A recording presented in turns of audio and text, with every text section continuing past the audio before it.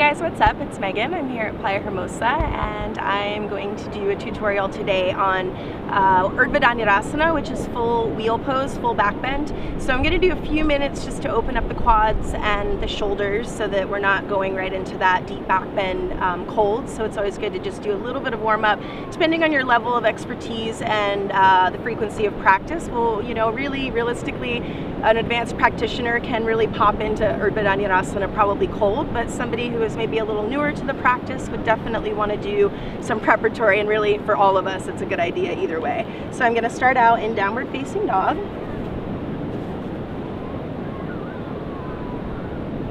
we come into down dog and just always start the sequences here, activating the hands, the fingertips, drawing energy from the peripheral edges into the core line of the body and extending out from the core to the peripheral edges.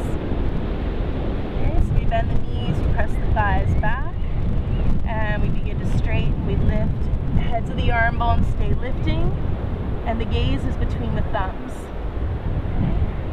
I'm going to lift the right leg, right inner thigh lifting, left groin lifting back towards the left sitting bone.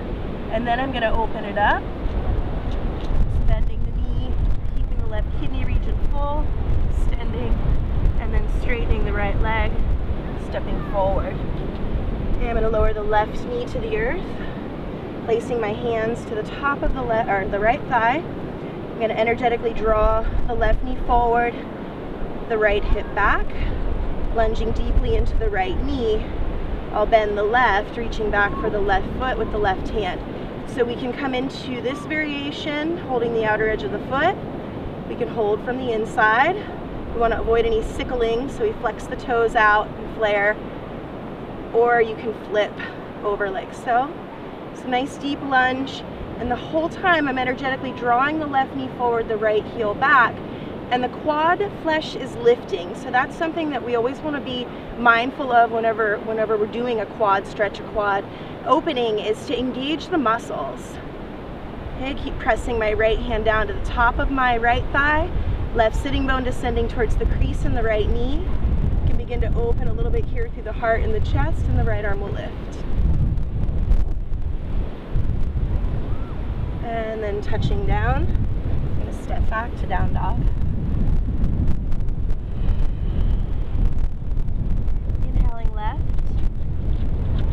Flexing the toes back as I point, left inner thigh lifting, right groin lifting back towards the sitting bone, the belly lifting and rising, and then I'm going to bend and open. Keeping the shoulders square with the top edge of the mat, the earth, and then straightening the left leg, and then I step forward, lowering the right knee down. Energetically drawing the right knee forward again, the left heel back. So we're really working the energy in the pelvis very much like that of an infinity symbol. So there's this kind of figure eight action that's happening, going in, of course, both directions. So I'm looking to find that as I lunge. Right inner thigh drawing back, lifting the belly and lengthen, bending the right knee, reach back for the right foot, choosing your hand hold, receiving, and then lunging deeply into the left knee, and then the left arm will lift.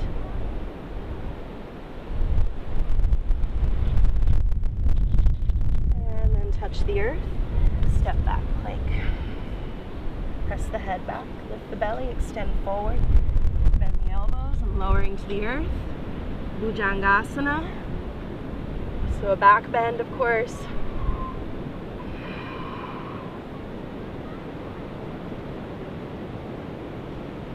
Lower the forearms down. Ekapadabekasana, another quad stretch. Again, the desired hand hold.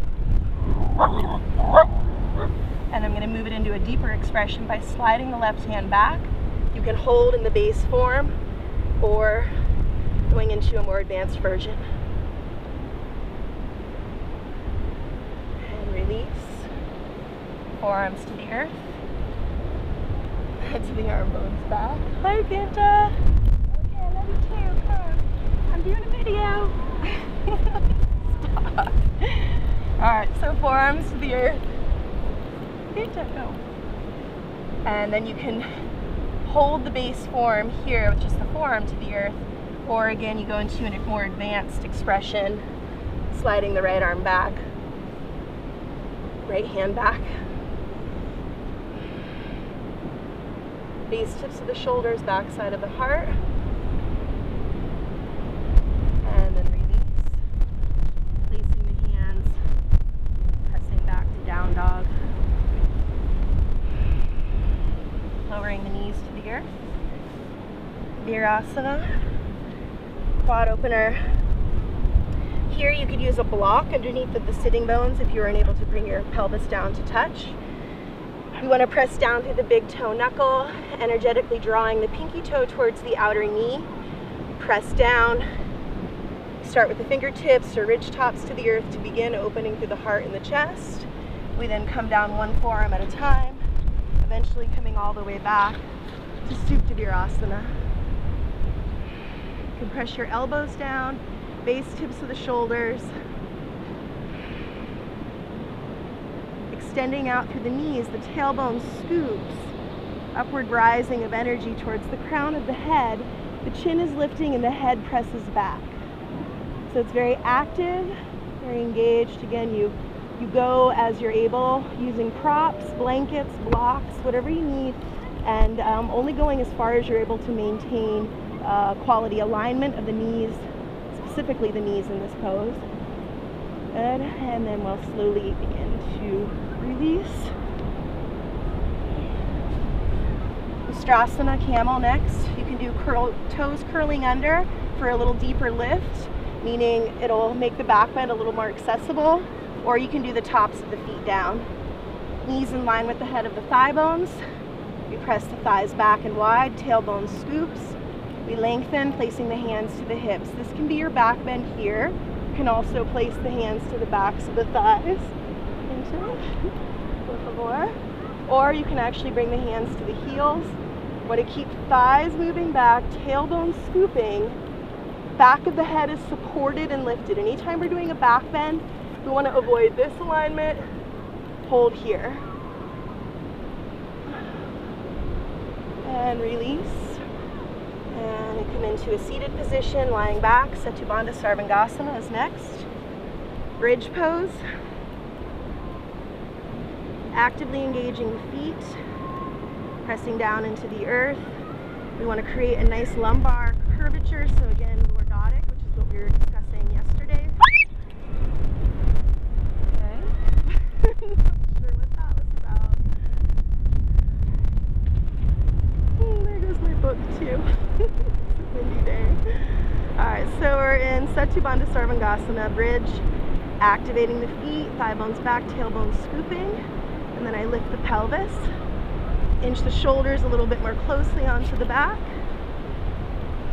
press the head back, lifting the chin,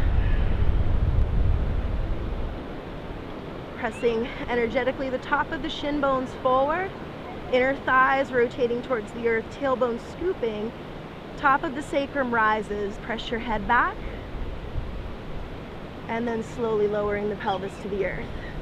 Okay, for our grand finale with Urdhva Dhanurasana, wheel pose, we're going to start with the bridge foundation, just like we were. We then place the hands to the top portion of the mat or the earth, wide, wider than your shoulders, fingertips pointing towards your feet. From here, I'm going to lift the pelvis, press to the crown of the head and pause. And walk the hands back, integrate, shoulders on the back, and then I'm going to lift and rise. And base tips of the shoulders to the back side of the heart, and I'm going to gaze back towards my heels as much as I'm able.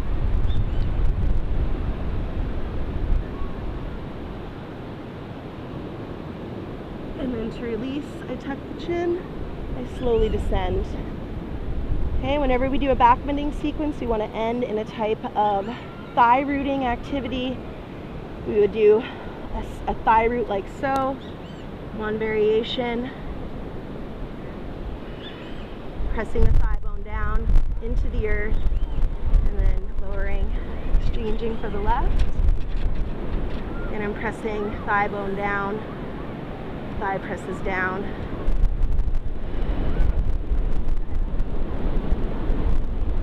And even better, just rolling to your side, coming back into downward facing dog is even your best bet. Just so that you can root your thigh bones back again. Thighs back.